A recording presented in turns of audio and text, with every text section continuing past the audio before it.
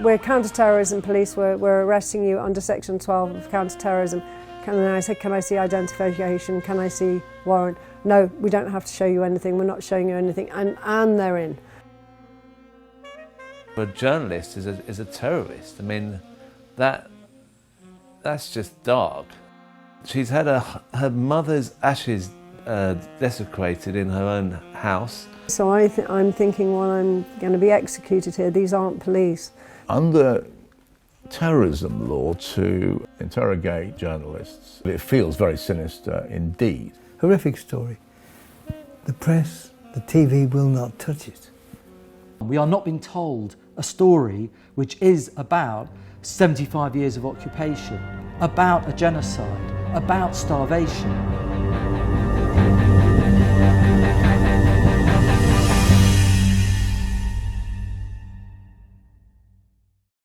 There has been a systematic censorship of opinions.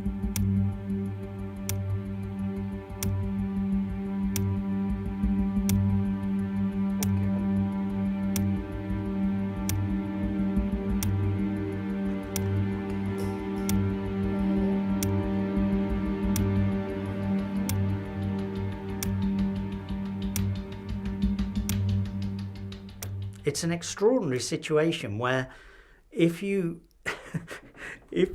oppose the murder of children, you're the worst type of moral criminal. I mean, what? It's extraordinary. I wonder if you do have to acknowledge the barbarity, the brutality of the attack on Israelis in southern Israel by Hamas before this can move forwards. Oh, God. How many times Israel have committed war crimes right live on your own cameras? Do you start by asking them to condemn themselves? I mean, I can't believe I'm hearing the same thing over and over again. This is a preoccupation with the Western media. Because something happened to Israel for the first time in its history. Everybody's up in arms and its victims have to condemn themselves.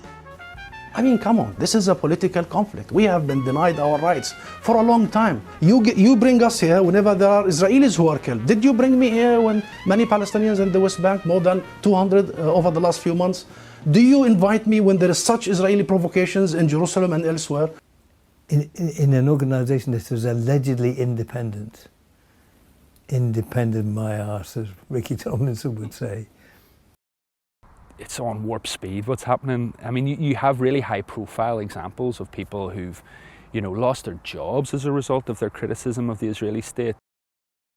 I've just written to a Tory MP and I've questioned him on his views of Gaza. That's all I've done. But, it's all right. It's no biggie. 4 freaking hours later, I was being marched out of the building where I was accused of defamation. It's like, on what effing planet was that defamation? Me writing to an MP. Defamation, anti-Semitism, libel, misuse of college IT, and discussing it in front of the students and inciting them to riot. So a shame on you! Your hands are bloody too! The entire year has been management trying to censor us for talking about what's happening in Palestine. There was a lot of police brutality. Pretty much everyone that was there was in some way physically brutalised by the police. Why are you making this nonsense up? I know why you're making it up. Because you are part of a lobby that is trying to support a vicious, racist endeavour in Palestine.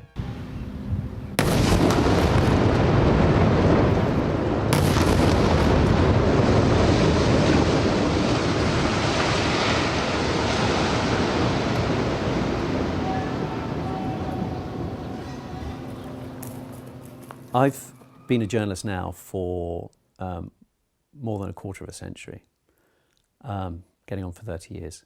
And I've never before been afraid that as I was writing, I was thinking this could lead to my arrest.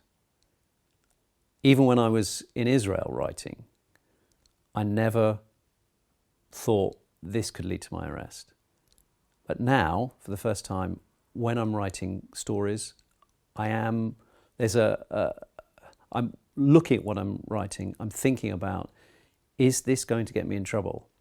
How far can I say the truth without risking a knock on the door, or maybe the door being knocked down?